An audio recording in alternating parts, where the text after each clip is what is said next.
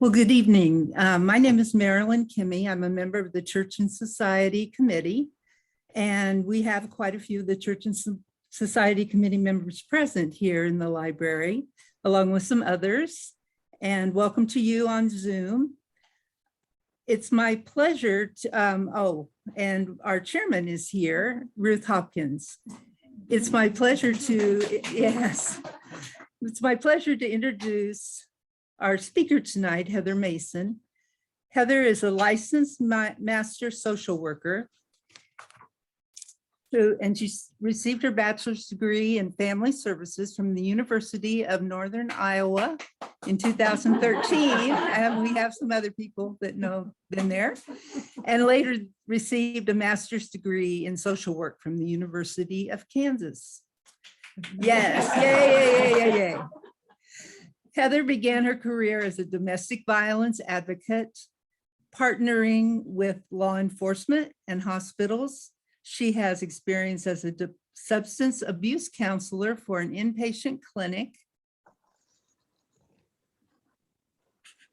and as an assessment counselor for different Kansas City Metro emergency departments.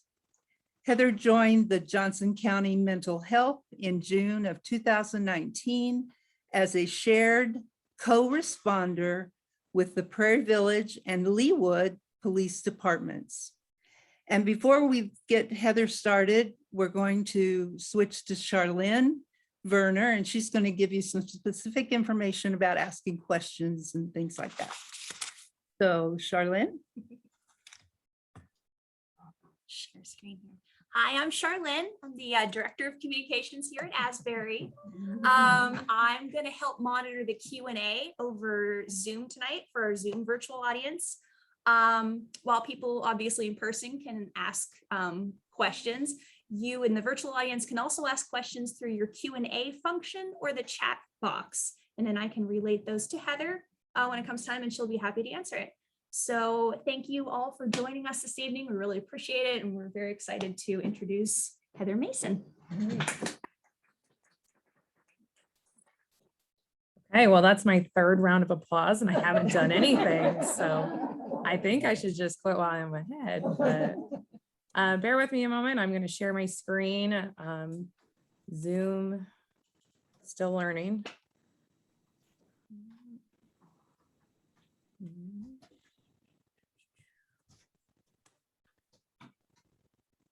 Okay, let's see. Perfect. Okay, I think we're good. Can you guys, Charlene, you want to just give me like a thumbs up if you see my screen? Okay. All right. So today, excuse me for I'm sitting. I've got a lot of lovely people with me, so I'm going to try to interact with them, but watch my Zoom. So today I'm just going to talk about co-responders and mental health response in Johnson County. It's kind of a big word these days. We had the National Co-Responder Conference this year. Lots of conversations about interacting with police. So Johnson County, in my opinion, has been really innovative with that so far. So I already have, Marilyn did a great job of introducing me, so thank you. Like she said, though, I am shared between Prairie Village, Leawood, and then Mission Hills are the three cities I cover. We'll talk a little bit about the other Johnson County co-responders though too. So we have them, we'll get into that. So if I'm not yours, that's okay. You'll know more about what you can do and how you contact them. So today I just want to talk a little bit about the co-responder program background and just the origination and implementation of the program. I want to get a little bit into just defining a mental health disorder and kind of community response. When Marilyn reached out to me, she just talked about, well, what are things we can do? What are some some strategies, some resources for, us as a church, as well if we have something like that happening. And I know I've even, responded to several churches for people who are in crisis. So I think it's a good skill to have. So first off, just looking at the county, because we're going to be talking a lot about what we see in Johnson County. So just as we start, Johnson County, a lot of you guys know it's 20 cities, a population of 600,000. We have 17 municipalities here. 6 hospitals, and in our county, we have 4 psychiatric facilities. We have an average jail population of 760 inmates a day, and we hold 1,100 here. What's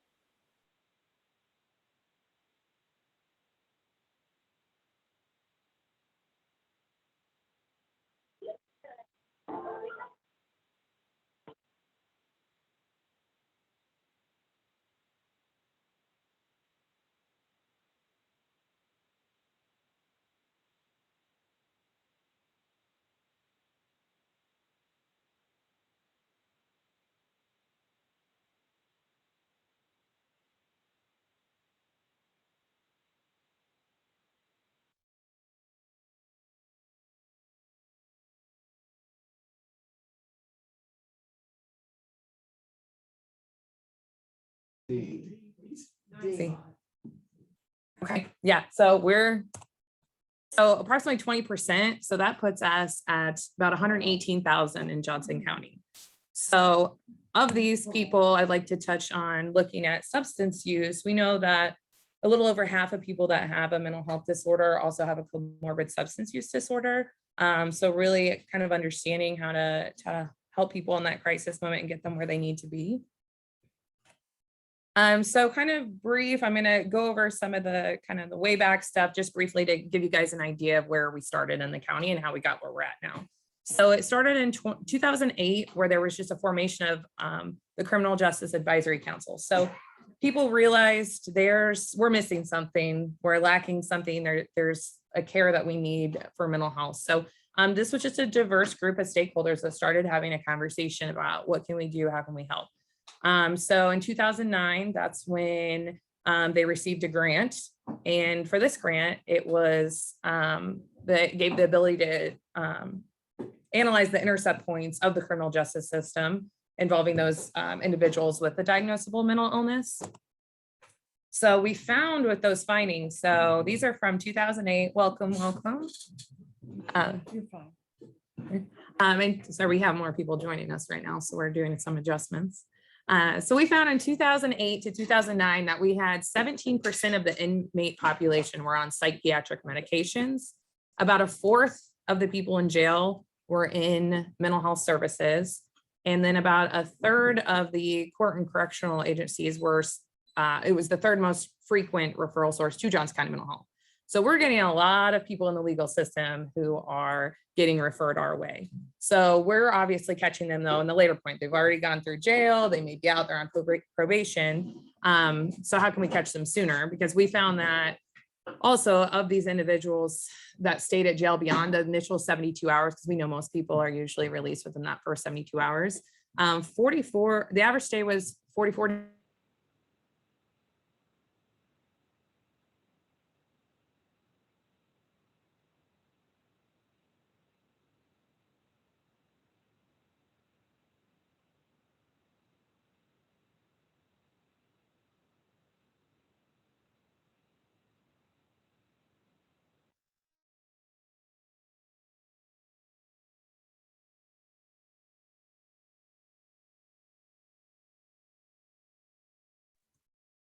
All right, I keep getting muted. Okay, so 2010 is what I was saying is where we started with our grant to the Lathrop Police Department.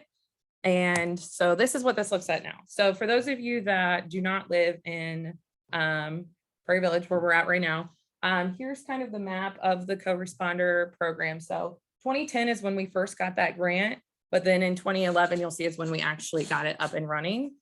From there, Overland Park was the next PD to expand that. Lenexa, Lathas, we start adding. Right now, we're in what we call the Northeast. So we started in 2017 as like a shared co-responder. So I know some of you told me you're from Overland Park and Miriam. Initially, we were all one. You were also combined with Prairie Village and Leawood. So it was one person spread across 10 cities. So it just wasn't, they weren't really getting, that person was very spread very thin, missing calls. So in 2019, that's when I came on. I like to call it a little bit of like an amicable divorce. We left the rest of the Northeast, and now Prairie Village and Leawood share me. And then there's another co-responder who has those smaller cities at this time. We are continuing to expand though. As you can see, we've kind of got at least 1 to 3 all over the county at this point, but each city is looking to get more just so we can have more coverage. A lot of people want to know, well, where's this funding coming from? How do we all of a sudden have this magical money to pay for these positions? So a lot of it's not any change for anything though. So drug and alcohol tax funds. So if you're at a restaurant in the cities and you have a beverage, that's going towards our program. So always, we had a national conference and I kind of thanked everybody there that had gone out and had a drink while there. So I'm like, you're funding my program. So thank you very much for that. So we do, a lot of it comes from that. The cities pay for the salary, and then hospital donations. Sometimes if we're diverting from the hospital and saving them money, they may give either one-time donations, things like that, and then grants. So I'm talking a lot about a co-responder. So this magical word co-responder, but what is it? So it's just, it's a licensed clinician. I'm employed by Johnson County Mental Health Center. And then I'm embedded within the police department. So we go through kind of this double interview. I had to complete like basically what they call a polygraph. So that, I mean, now I feel like I can pass any test after that. So I'm really prepared now. So as she said earlier, I'm a master in social work, or psychology degrees, counselor. So it's just any behavioral health degree. What's really unique is that we have access to kind of police documentation. So all of those police reports, as well as the mental health center electronic records. So we have somebody who's had contact, touch base with us at some time. We can look that up and kind of and see what kind of services, previous diagnoses, maybe some risk factors they might have, which is helpful in working with them. What do we do? So day-to-day stuff is mental health calls. So we're responding to 911 calls, and I'll get into kind of more about what those calls look like. But as you can see, a carrier radio, they dispatch us if there's something that they feel like we could help with. It could be somebody in like a really acute crisis where they're actively suicidal or aggressive, or in some form of psychosis, or it could be something where, someone's having a rough day and they're feeling more depressed or feeling off, and might just touch base with them just to see if we can offer any more support. I'm obviously not always working. So when I'm not here, the police will call the crisis line. It's 24/7, and they'll try to consult with them through the phone. And then they'll link me that police report. So as co-responders are following up on anything that's linked to us. Then we'll follow up by phone. We'll try and phone. If it's something really serious, we may just say, I'm going to go do a door knock, and I'm going to get out there and see what I can do. Like I said, we're listening to that radio traffic and trying to see if it's something we could help out with. My cities have roll calls. So I go there, I will give trainings in their roll call, just kind of brief 20-minute trainings on, things that we just did one on autism spectrum disorder, maybe domestic violence, substance use, resources, things they can do to de-escalate situations. And then suicide outreach. So we have a really unique outreach in the county where we know that people who have lost a loved one to suicide are at higher risk of completing suicide themselves. So we wanted to close that gap and provide some sort of outreach and support and resources so that they could use that, when and if they're ready. So what we do is if I might respond on scene or I might not. And then if I will always follow up though, just by sending a letter, and we have kind of like a compassion booklet for survivors of suicide. We'll send that out, and then we'll let them know like, hey, I'm going to be calling you after a while. Please reach out sooner. But kind of giving that initial time, and then maybe 4 to 6 weeks later, we send out or we try to make contact by phone. And if we're unsuccessful by that, we may try to reach out in person. We also realize that they may have just been told, by police that their loved one had died by suicide. So we don't want to re-traumatize. So we can go out in person though. So sometimes we'll do that as well. But the booklet and just putting something out there, and maybe they'll even recognize it a year later, but just having those resources. There's a really great, it's called Sos Booklet, and they do suicide survivor support groups. So we work closely with them, and they have people they partner with us. So if someone lost a child or a sibling or a spouse, we can connect them with a person who's also lost that loved one, and they can contact them directly by phone. So this is what that looks like, just briefly. We have, here's my, if I can't make contact with somebody, I will leave this door hanger. It basically says what a co-responder is in our open access hours, and then just our 24-hour crisis line. I'm Leewood in Prairie Village, so I just took little snapshots of our front of cards, and then our little booklet that I was talking about, which is that it's called the SOS booklet. It's a compassion booklet. So looking at kind of what calls that I might respond to, I was telling everyone a little bit of everything. It could be a traffic stop, honestly. I've been to those several times. It could be anything that you wouldn't think is going to be something that has a mental health component, and it might have one. So the more obvious, suicide attempts, suicide threats, a mental subject, trespassing, runaways, different disturbances, It could be someone who's the aggressor is struggling with some mental health issues, or it could just be someone who's been, traumatized from ongoing abuse and trying to provide them with some resources and support. Like we talked about, suicide completions, missing persons or endangered. So looking sometimes with our, if there's someone with dementia who may have left the home, that's something that I'll assist with as well. A suspicious person, we get a lot of those, refusal to leave, and just, of course, welfare checks. All of those I'll respond to. Common disorders that we see, a lot of people will ask, well, what kind of stuff do you respond to? What's going on? Like I said, it can be anything. Common ones are also obviously depressive disorders. We're going through a pandemic. People are isolating. This is a really difficult time. Anxiety, just that social anxiety of going out in public. Now, am I going to get sick? And just this common fear and paranoia surrounding that. Substance related and addictive disorders, helping people get connected if they need detox, things like that.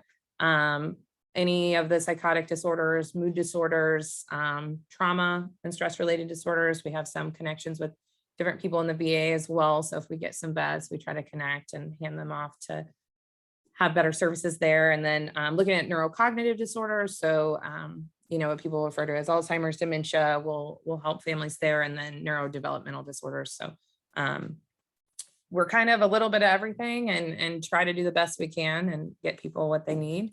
Oh, sorry, I was looking at my chat.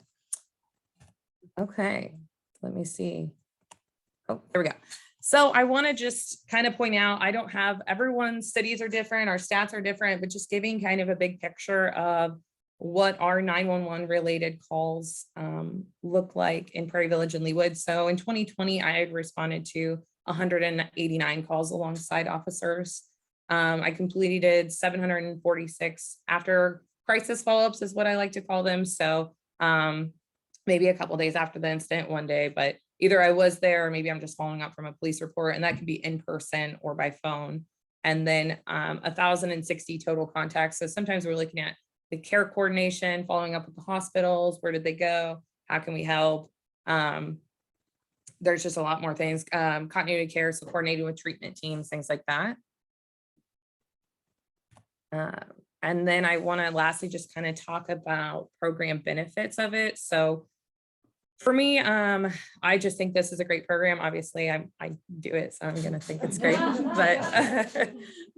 But first of all, just kind of looking at first box, so we're caring for the community. So we're looking at higher quality face-to-face interactions. I can't tell you how many times somebody will say, I'm not talking to mental health, if it's on the phone. And then I just show up and I'm like, well, you can stare at me or we can talk. And 99% of the time they're going to say, okay, you don't seem so bad. I guess I'll talk to you, So it's really nice to have that relationship. We can assist with involuntary committals. Nobody likes to be stripped of their rights, but it is helpful to have us being able to do that if needed, if it's to that point, and help families and loved ones get them safe and more stable. We're able to check in on those post-crisis situations that we're normally not. So maybe even something like a car accident. We don't realize maybe there was an injury accident and that was really traumatic. That's something we can look at, follow up with. I'll get traffic guys that will send me stuff all the time and say, you think you want to follow up with this? So just really kind of closing that gap of things that maybe people don't realize, years later they're struggling with. Like I said, catching calls that might not be considered mental health. I go on a lot of traffic stops for some reason. I always joke, it's like one officer. I'm like, what are you doing to these people out here? But no, he's really sweet. But yeah, it is kind of interesting how that works out sometimes. But it's a mental health point of contact. So officers too, they, with their structure, they have trust in people, and they like to know who they're working with. It's just kind of part of that culture. So for us, when they have me every day and they can get to know me and realize, okay, you are helpful, you do make my job easier. So it's nice to have that. And then we can be that point of contact for several agencies. So I'm constantly talking with tons of different people from all over the place to better coordinate care. And then, hey, care coordination. So time and money, that's a big thing. How do we sell the program? Well, we're saving time and money. So less trips to the ER. A lot of times people are sent to the ER, they're assessed, and they're just cut loose with a safety plan. So maybe we can just do that in the field and save them a lot of time and money. More efficient use of officer time. So hopefully we're getting that person the resources they need. We're not having as many repeat calls. Opportunity, free services. So I don't bill for any of my services. So it's a free service to the community. All co-responders are. It's an opportunity to learn from other cities. There's a lot of cities doing really neat things. Olathe has kind of a program or a unit that responds. Overland Park's really expanding. So everyone does it a little different, but it's really neat to see how they're doing that. And then for mine, essentially, they get to share the cost with another city. So for some of these smaller cities we might be in, if they can't afford a co-responder and they say, well, how can we do this? We want this service, but we don't have that many people. So the ability to, work with other agencies and split that cost to have that has also been really helpful. And then growth, like I said, that growth with officers is huge. Just that evolution of mental health and that LEO culture, helping navigating the hospital and treatment system. So for a lot of even families and stuff, they just have no idea. I had one today that I had gotten in treatment and they're like, what's the process? Where do we go? How does this work? So being able to really explain that and help that. We talked about the evolution of the culture, and it's increased accountability. So we do rely on each other. So we kind of share some of that liability. We're working together. Let's make sure people aren't falling through the cracks. If they send me something, they're expecting that I'm following up on it. And then trainings. It's been nice. I'll get an email, hey, we need a training over this. That was the last one with autism. Our chief had reached out and asked if I could do something on that, just because there's a lot of, kind of heat in the media sometimes with how those interactions happen. So, okay, let's do it in a roll call. So it's a really neat opportunity to get to do those brief trainings and kind of create those relationships as well. So I kind of want to take a minute then to get any questions from just the co-responder program in general. Like I said, we kind of have a second half that's more mental health first aid related and just kind of community response. But I do want to make sure I answer any questions related to just the co-responder program before we do that. What do you find the most rewarding aspect of all these various things that you do as part of your job? What's the one thing that really says, yeah, I'm really making a difference? Yeah. So for anyone who can't hear in Zoom, I was just asked what was kind of the most rewarding experience of this job and the kind of the thing keeps it going. I think for me, it's just, you don't do it for the pat on the back, and you often don't know what happens to people. But when you do hear, you get that story of, wow, that was changing, or that helped me. That was what I needed in that moment. That's kind of what does it for me. It's just that after follow-up. I get a lot of people say, I'm so sorry I yelled at you. I'm like, I don't care. It's all right. We're fine. So it's, just seeing the regulation and the insight that people get from maybe one incident to the next two, that they're, they realize, man, I was not at my best, but I'm feeling at my best now. That's what I needed. So I think for me, a lot of it is just that, and the ability to, I had someone who was going to lose their disability one time, and I had gone out there and they were they had some symptoms that caused them to not want to leave the home and engage in that. So I went out there and I filled out the paperwork, and I was like, I don't really know what I'm doing, but we'll see if they accept it. And they did. And the family had reached out and said, you kept our loved one from being homeless. We really appreciate that. So sometimes the things you're like, I don't know if I can do it, but let's see how this works. So it's just really neat to be able to try different things and see how you can help someone at that time. So that's kind of for me, you always know, hopefully there's something. Or other areas like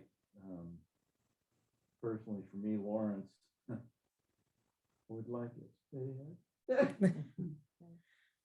Someone like you. And so in Lawrence right now, I got asked just about kind of Lawrence. So I don't know a lot about their program. I did have someone reach out to me once. I think they're maybe looking at doing kind of a shared model. I think there's some funding. So I know they're working on some stuff. I haven't heard, but it is, I know I think a lot of it comes down to funding, and it comes down to being creative and getting that. But hopefully I really believe it's going to expand that way like it is here, because it's been really innovative, and we just went to kids there. Yes. Yeah. And that's a big thing too, is the campus. I think Chapel Hill is a great reflection of that, because they have their big college campus there, and their co-responder program is amazing. And it was one of the first ones. So I think if people can start to model some of these other ones, and it's it's really just starting to take off. So if you're at a place where they don't have a program yet, I wouldn't, I would remain hopeful and I wouldn't get discouraged because I do think it's coming, and I would advocate for it. I had a legislature recently just asked, what are things we're missing? How can we get some of these things? So I think sending in those things, and once you show there's a need and, showing there's unique ways to fund the program, I think it will take off. And a lot of it's just data showing people, hey, this is working, and it's working across the country. So. I recently heard on the news at Kansas City, Missouri, they said we're the first to have co-responders, which irritated me greatly. I know, me too. But so it is expanding. And I can say for Miriam, it has been a phenomenal program for us. And even though we have had to share resources, we put another chunk of money in the next budget cycle. So if we feel the need to expand, we're already ready to do that. It's so valuable. Yes, which I think is amazing. I've been kind of using that. I'm like, are we expanding too over here? So we have someone from Miriam over here who their program is expanding and they're finding it really beneficial. So that's neat to hear. Yeah, go ahead. What would you say, would you like to see as the next most important piece to put into this? In which way? Like kind of. I guess in what the co-responders do and how they serve. Yeah, I think right here. So I was asked kind of what the next piece of the co-responder program might be, or what I feel like is important. So I think at a time we're doing really good with expansion. I think there's a lot of growth we could have. I mean, I always think about responding to death notifications and just things like that, where you could be an extra support. We don't have the capacity. We're not 24/7. So some of these programs do those things. Some we right now, just in Johnson County, with it not being 24/7, don't necessarily have the capability and would need to expand more. But there are a lot of ways I think we could still grow. And I think we do it in our unique way. I think even partnering, some of our cities partner with officers on things. I think being more proactive and out in the community is helpful. So if you have one of those ped checks or those homeless person that maybe just says like, I'm fine, and they kind of move on. But maybe if you're there and you're able to provide just a little bit more, some hygiene products. We just started partnering with an agency here in Prairie Village where it's called Giving the Basics. So we have hygiene products that we're able to provide to anyone. And so it's just things like that. And sometimes it's just time. Sometimes us being creative and seeing what we can do. But I think once we expand, it'll just everywhere. It'll be nice to share that and have more coverage too. So we're not missing. So I'm only 8 hours, Monday through Friday. That's a lot of hours I'm not here. So having more of that as well. Heather, I have a question from one of the people in our virtual audience. And also, since I have you, is if the people in the library, when you guys are asking questions, if you could just articulate a little bit more, that way we would be able to hear you on the virtual side. Chris Hands, that was great. So Chris Hands level. I'm sitting very close to the microphone. Yeah. And maybe if they're sitting far away, Heather, you can just repeat the question real quick. Yep, no problem. Awesome. Okay, so question from Beth Bach. She says, obviously you would not be able to do this 24 hours a day, even though it might be an asset to the community if you could. How is your day divided between cities and day and evening hours? Yeah, great question. Thanks, Beth. So me personally, I work a staggered schedule. So I work Monday, Tuesdays, 2 to 10 p.m. Anyone else with the Northeast, Miriam, Merlin Park, your co-responder works the same as me as well. We work Wednesdays, noon to 8, and then Thursday, Fridays, 9 to 5. So that allows us to hit different shifts of officers, put different eyes on people. Evenings tend to be busy at times, also days. So my hours are split. I base out of a different office 50% of the week. I kind of have a rotation on where I go. I still respond to anywhere. I've gone on a Prairie Village and a Leawood call today. It just, whoever has the need. And not often do I get calls that come out at the same time, but if I do, I prioritize it by risk and kind of that higher need. So there's no unique formula to it. It's just kind of in the moment, you kind of see where you could be better used and you just try to go to that call. But otherwise, yeah, try to do it 50-50. We're always responding, even if I'm somewhere else. And then that staggered schedule for the most part helps us hit multiple people. So hopefully I answered your question. Has there been any analysis or study that indicates that perhaps you should be working on Saturday and Sunday rather than Tuesday or Wednesday? Right. So somebody just asked if there has been any kind of study or any analysis if I should be working on Saturdays and Sundays versus kind of the hours I'm working. So we have worked with a crime analyst a little bit just to pull kind of busiest times. And a lot of times it is in that evening 2 to 10 p.m. shift. And oftentimes it is actually during the week. I think some of them, like busiest days were like Tuesday to Thursday maybe or something. It was a day that I didn't think would be the busiest, but some of us will work with a crime analyst and pull that. And so that's the reasoning for putting some of those later shifts in too. And then right now, the only person that has weekend coverage is Overland Park at this time. So I think it's something that's coming, but at this time, looking at some of our other cities and the calls, it does tend to be busier during the week for some reason. So, yeah. Has anyone looked at some kind of data or quantifiable study about the difference it makes to have a program like this as opposed to not having it, or even looking at statistics from before you were there and after you were there, what? Right. So there's something that says, this made a difference. Right. So basically the question was asking if we've looked at any data to show that, yes, this is working. Yes. This is a need, or, there's been changes from before the program happened. So we do take a lot of data, and we are looking at, repeat 911 calls and things like that. But something that you can really just specifically say, this is correlates with this. We can assume, I don't know if we've gotten to a point where we've really, if so, it's beyond what I've done with my data, but I know at this point it's one of those things where like our PDs are on board, and your city is expanding it because they know it works. We show the data, we're showing the calls, we're showing, the follow-up, they're getting positive feedback, and so it's showing it's working.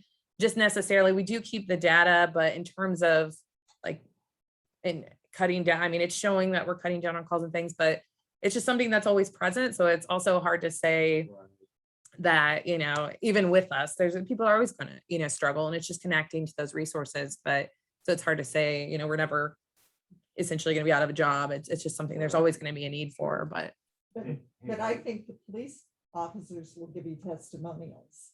Yeah, So- and I can add Yeah. to that. I actually volunteer for the Shawnee PD. Yeah. And so I talk to Kate out there sometimes. Yes, yeah. And so I'm aware of their numbers roughly. Mhm. And when Kate started in 2018, you kind of form a baseline of numbers for a year. After that, then you start comparing, where are we headed with this program? And I remember her saying that they were down with mental health calls anywhere from a third to half from what her first year was. Mhm. Now, that was pre-pandemic, and I don't know what the numbers are now because pandemic has changed everything. Right. But a super effective program right there, when you can be down with mental health calls that dramatically, a third to half, you're doing something right. I'm in favor of all this. Right, yeah. Because I think that would help sell it. Yeah.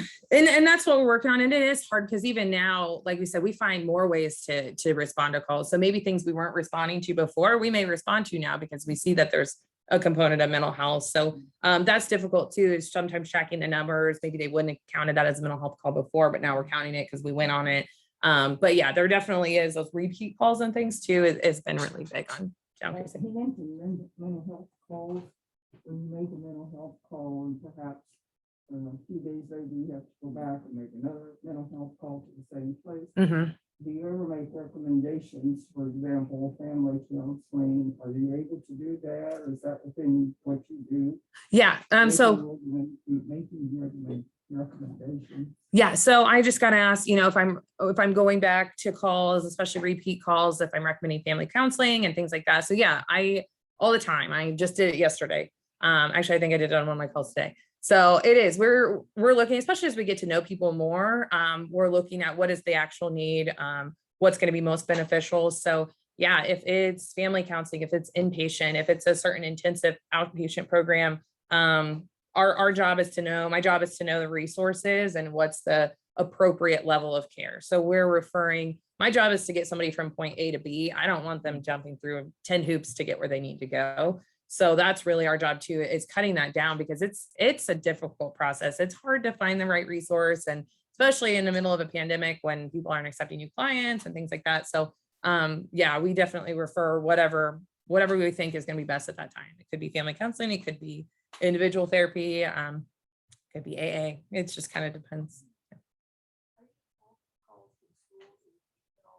Yeah, so I was asked if I was involved with calls to the school or youth. So luckily for most of our cities, our SROs in the schools are actually employed by the police department.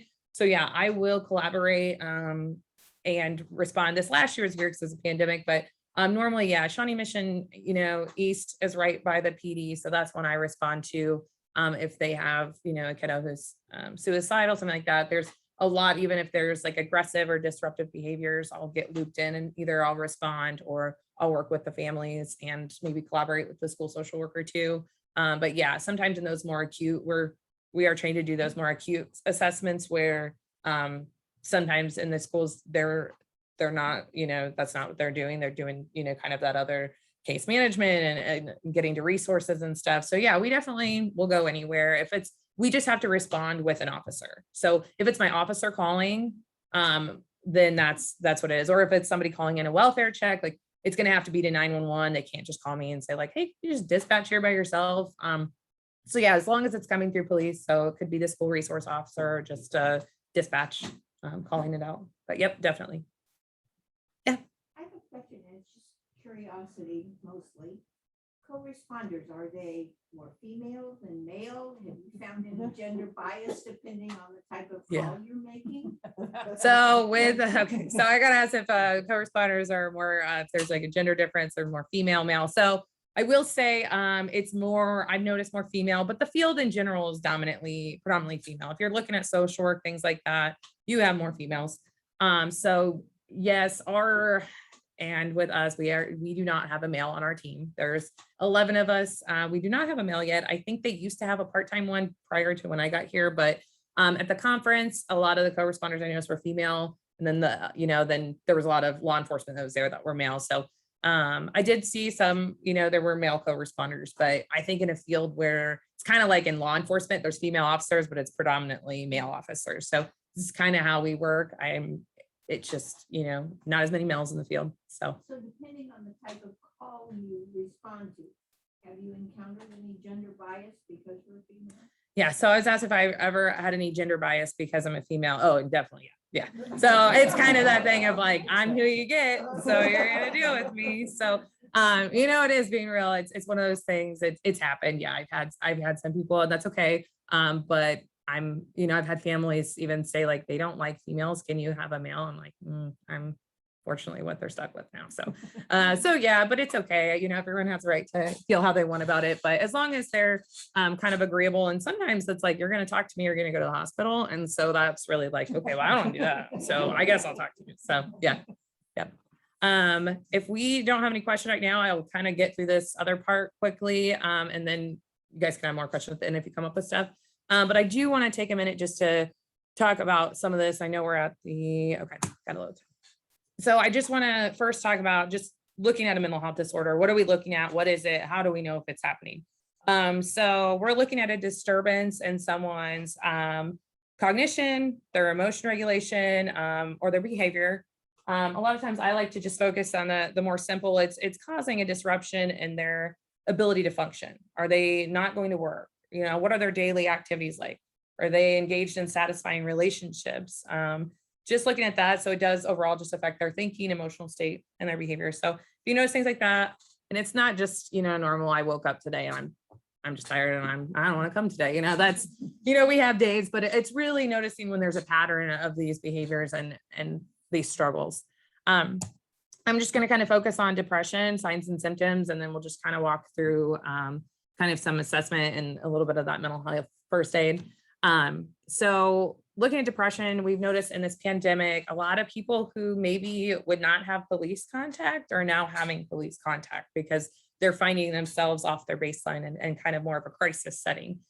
So just when we're looking at signs and symptoms, we're looking at physical, behavior, and psychological. So kind of those things we notice that fatigue or things that they'll notice, but we might notice too. We can observe as family, friends. The fatigue, lack of energy, maybe they're sleeping in, they're late to work all the time. Maybe they're not sleeping at all.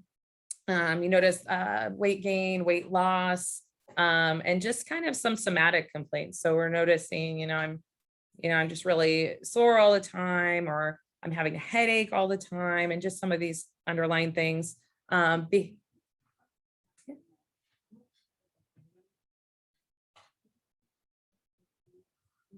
here.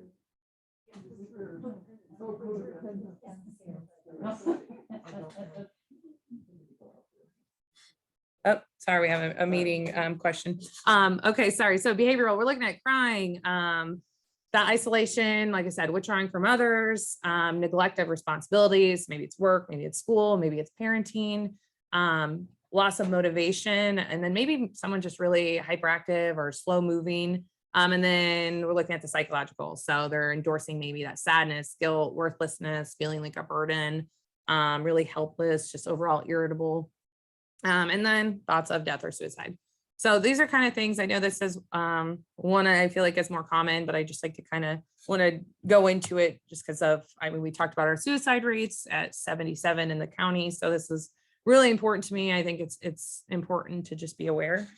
So things that they teach in mental health first aid, which we're not going to go like dive deep into this, but I just want to brush the surface. I would encourage anyone who hasn't been in mental health first aid. It's a national resource to be able to better recognize and assess kind of a mental health or substance use crisis. So you can look it up in your area. They have them throughout the year. I know we have them in Johnson County too. And so I'd encourage looking into that. But at this point, I'm just looking at what they call as kind of the algae. And it's basically it's when we're going to assess somebody, we're going to approach, we're going to assess for that risk of suicide or harm. We're going to listen non-judgmentally. We're going to give reassurance and information, encourage appropriate professional help, and then encourage self-help. So looking at coping strategies, maybe going to meetings for something, things you might see at the church or even at home or in your work life, things that we're looking that could be becoming a crisis. Maybe we notice somebody is having a panic attack, they're grabbing at their chest, they're really struggling, maybe aggressive behaviors, they're balling up their fists, they've just seemed a little bit more on edge, substance misuse, maybe someone who had a traumatic event or a traumatic loss, and then you notice behaviors start changing. We know that can kind of snowball into worse. And then when we talk about non-suicidal self-injury, maybe self-harm, sometimes people do it for relief.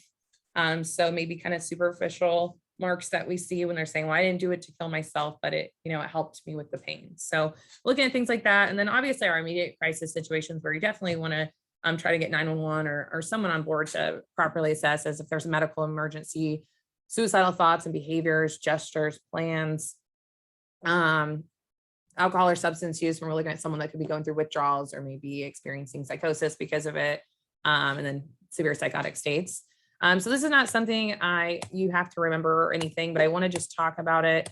And there's things you can do in a non-crisis situation. So looking about how to approach it. So talking privately, let's have this private conversation. Nobody asked me anything too personal in here. So just kind of looking at who's our audience, how many people are around, place free of distractions. There's not gonna be a lot of people moving in and out.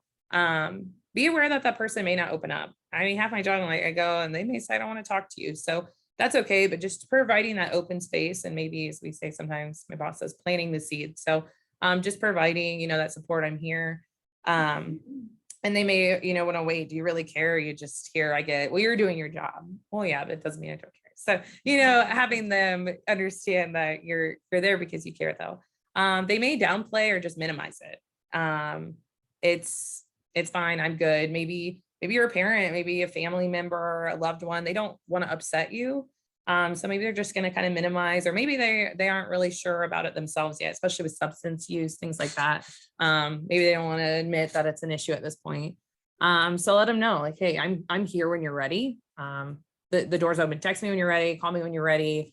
Let's have coffee. But it doesn't have to be a pressure thing. Well, you tell me right now, or I'm going to call somebody. I'm worried. And there's ways to be pushy sometimes when it gets to a point, but if it's, when we're talking about a non-crisis, give them that time to open up.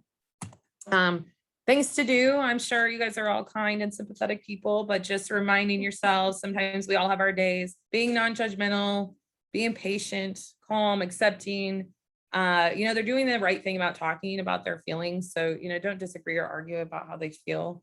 Offer hope. A lot of people feel really hopeless. Nothing's worked. I've tried this. This is stupid. I don't want to do it. Okay, well, we haven't tried it together. Maybe we haven't tried this one. Maybe it's a different therapist. Maybe there's different people there that can help this time. Your life's important to me and I want to make this work. I want to help you feel better. Take the person seriously if they say things like, I'm so depressed, I can't go on. I don't want to be here anymore. Ask those questions. Are you having thoughts of suicide? Do you want to kill yourself? We'll talk more. I think I was coming up, on that, but that's really important. Be yourself. Don't try to be Pastor Johnson or no. So sorry, I just had to call him out quick. So be yourself though. It's important that we are who that person is. We are too. Don't try to be someone or their parent. If they're your friend, their colleague, acquaintance, be that person for them. Let you know that you care. They're not alone. A lot of times you're like, I don't know what to say. I don't know the right thing. Well, we never do, and that's okay. So the right words are unimportant. Just sometimes listening. It's our gestures, showing we're listening. Let them unload their despair, ventilate anger. They may say things that you think are wild, but it's a good thing they're talking about it. So just don't act too surprised, I guess. It's like number one of my job. Don't act surprised. Just even keel all the time. Okay, so we talked a little about asking about suicide. A lot of people will say to me, well, I don't want to ask about suicide because what if I put that in their head? What if now then they start thinking about that? Okay, well, don't worry. Asking about suicide does not put that in their head. A lot of times these people who are struggling with this have been thinking about it for a long time. They've had these thoughts, and it can be a sense of relief that someone's actually asking and is willing to listen. And it may be that time that they choose to open up, like, wow, I'm not going to lie about this. I've never been asked directly, and I don't think I want to lie. I'm going to be honest. So, I mean, it's direct. Are you thinking about killing yourself? Are you having thoughts of suicide? Thinking about age groups. Sometimes people don't even fully understand like what does suicide mean. So, just kind of, are you having those thoughts of killing yourself? So it is important to, be direct and ask that question. And a little bit of, we talked about what not, I know we talked about what to do. So I know I mentioned, don't argue with the person. So a big thing is, you have so much to live for. You have a kid, you have a family, you have a great job. Like, why would you do this? Just look on the bright side. Okay, everyone's aware of their protective factors. They're aware of things they do have, and they often feel shame because they think, you're right, I shouldn't be feeling this way, but guess what? I do feel this way. So don't act shocked, lecture on the value of life, or say that suicide is wrong. I know that can be difficult sometimes, and we want to share those things, but it's just not the time. And for that, they're just really needing that support and kind of validation and just help. Don't offer ways to fix their problems. This is me too. I'm like, what are we going to fix today? So, just being there. There's giving advice, but it's also just, I know this says like, don't, give advice, or make them feel like they have to justify their suicidal feelings. But in that, I think it's important, like there's giving advice of like, well, I think there's a better person maybe you could talk to, like a therapist. There's encouraging these self-help things, but then there's also like, well, you should just pull up your boots and go to work in the morning. I think you feel better. So just kind of being mindful of those things. And then, don't talk about, at the end of the day, it's not how bad the problem is, it's how badly that they're feeling about it. So I do want a few things to remember. People have the right to self-determination. This is something big I get with family, loved ones. Well, I want them to go to treatment, especially substance use. They're not okay. They're going to kill themselves using this. Yes, these are all valid concerns, but at the end of the day, people have a right to make those decisions and to make poor choices sometimes. So So self-help, using that, it's when a person uses their own efforts and resources to try to cope. So maybe I do go to AA, maybe I go to NA, maybe I see a therapist, maybe I just like to listen to music in rough times, or I call a friend, or maybe I do nothing because I'm not ready and I don't want to, and I want everyone to leave me alone. So the only time that's untrue, though, is I tell people is self-determination is big. I even look at it and, looking at, like, say, a domestic violence relationship. You don't tell someone like, you just should leave. That's dumb that you stay in that, they're right to their situation, and there's more going on. So providing that support, I'm here, and just being there, and how can I help you through this then? The only time that's untrue is if someone's actively suicidal or homicidal. So if someone is actively saying, well, yes, I'm going to go and kill myself with XYZ, or I'm going to kill this person, or their symptoms are causing them. So maybe somebody is extremely symptomatic and experiencing psychosis, and it's putting them at danger. Maybe they're confused and they're running into traffic. So that's when people do lose that right to self-determination, and we have to look at involuntarily committing them to a hospital.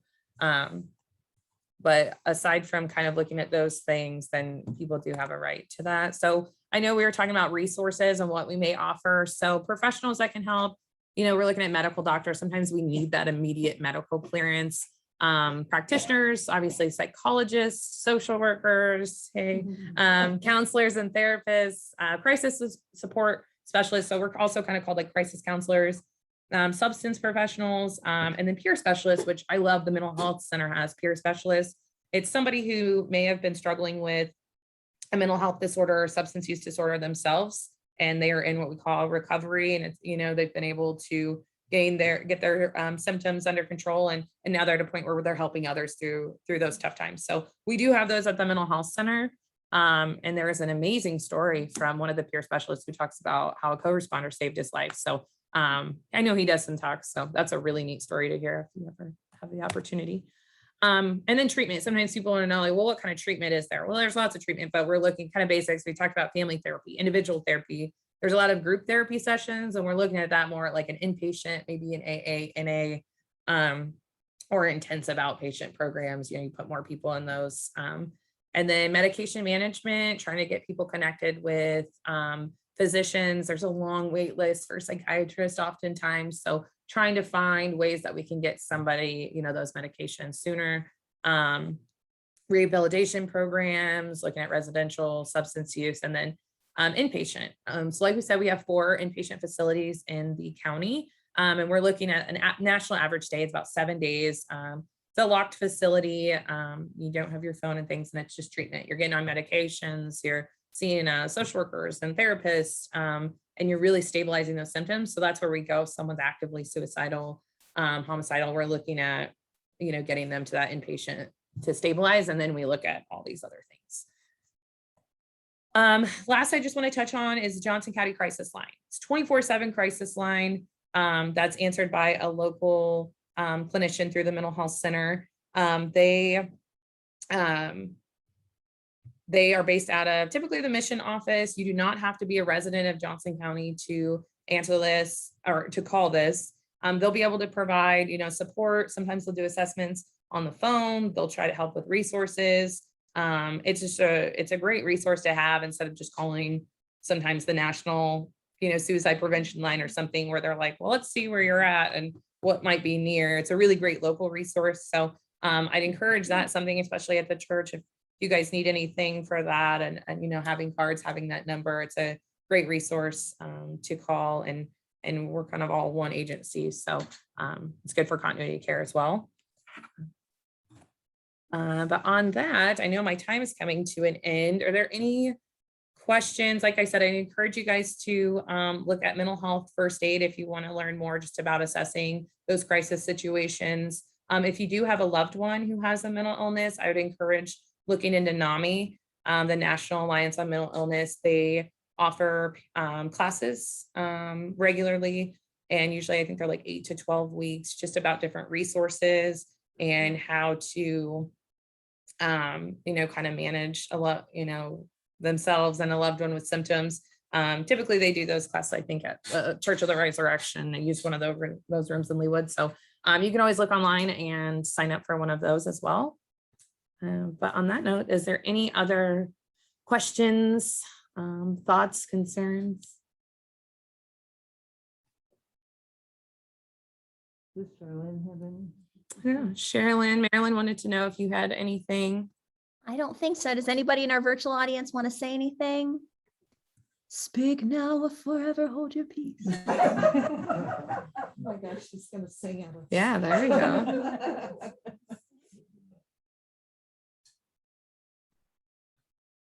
I have a comment. One thing that we struggled with our daughter, who's gone, is that when they're struggling, they get to a point, they need help, but they don't want help. And they know all the right things to say, not to get admitted to the emergency room. So you can't go there.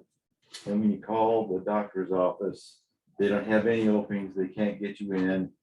And you even put yourself on the wait list if somebody cancels. There's really nowhere to go. Not really. I mean, I suppose I could have called that line myself, but she wouldn't call. Yeah, And so there's a hole there. That's what I'm saying. yeah, so a gentleman from the audience is just saying like his daughter had struggled with mental health and she would kind of say the right things in the assessment to, you know, either get out or she would not reach out for help herself. So with something like that, I when we're talking about involuntary commitments, because a lot of times I may come to scene and the person says, nope, I'm fine, I'm not suicidal. But they just told a parent or a loved one or a roommate that they were actively suicidal. They had a plan, they have intent, and they're going to do this. Well, I can testify on that. And that's all I need. I can have firsthand information. So that's been some recent changes to the county and how we do that. But yeah, that's a great thing as well. If you ever hear something and then somebody denies it, we can use what you're saying or what you heard to go to court and get them that help. So it is something to be mindful of. And I'm sorry that happened to you and your family. And you're right, there's gaps. There's gaps in our mental health care. So what you're saying is true, and you could make that work once, but what happens after that is the next time around, your daughter doesn't tell you those things. Mhm. It just goes another level back. It's really a struggle. Yeah. Oh. Yeah, and it is there's no with this field, it is difficult because every state has different laws about it, and there are, you know, people are, you know, they have that right to self-determination, and sometimes it seems like, well, you shouldn't, because you're not making safe choices and you're not in the right frame of mind to do those things. So there are things set in place to hopefully help with that, but you're right, it's an imperfect system. I want you to know that I really appreciate what you do. I appreciate that, and it means a lot that you guys would come to this. So is there any other feedback or thoughts? But yeah, it's an imperfect system. So I'm wondering that, you know, when you're dealing with someone who's mentally ill, when they're seriously mentally ill, they're really difficult to deal with. Mhm. They may be saying really obnoxious things, and they may even get a level of physical ability that you wouldn't imagine that they would. So how do police, is there like special training for police officers? Because I mean, I feel for them to be in situations where someone is just yelling at them, you know, saying horrible things, and there's a situation maybe that if they knew somehow a way to bring the person down or else to deal with the issue. I think it's a really hard thing to do. And I'm just wondering if, you know, like if in Johnson County, if they have training for police officers that you feel like really helps them deal with difficult people. Yeah. So the question in the audience here was if our officers have training to kind of deal with some of these escalated and difficult behaviors for someone who might be in crisis. And so what we have, it's called crisis intervention teams. So there are CIT officers in the county, in the state, and it's a national program. So it's pretty much the same across the board, though. It's a 40-hour, it's a week-long training where it's very heavy in just, you know, education in different areas, different de-escalation techniques, role play, I know that when I saw they went to like motivational interviewing, they talk about different mental health diagnoses. They have a quick med sesh, which I mean, it's an hour med sesh for people to remember that one kind of, but it's helpful to, so it's 40 hour, it's very heavy for CIT officers though. So not everyone in the county, I'll say it in Johnson County, I'd say we're probably like 40 to 50% of officers are CIT trained. Every officer though, they have their ongoing trainings and they're working in de-escalation and things. And I know speaking for my officers, they do a wonderful job. They're very patient and they're willing to kind of do whatever in those. So we sometimes that are maybe more frequent houses, we develop crisis plans. I encourage families, let us know triggers. Do we need to have a silent approach? Or lights and sirens going to be triggering to this person? Is a loud radio going to set them off? Is a male or female, just some of those things. So we will encourage, we can't do that with everyone, but people who have lived here, we'll try to encourage some of those things of letting us know what's helpful, what's unhelpful. And so some of that is just the kind of collaterals and that community contact. But aside from the 40-hour training and they're just regular trainings, there's not anything really formal. But if you ever see a CIT badge on someone, you can know that they've gone through that week-long heavy intensive training and learned those skills. So hopefully that answered that question. Okay. Anyone else? Anybody, any other questions you have on there? I don't see any, Charlene, online. I don't see any. Okay, and I can't see your group that you're looking at, Heather, but they're giving you a weird look. okay. Well, that's not unusual. Well, I want to just kind of wrap this up and first of all, say thank you to you, Heather, and thank you for your presentation tonight.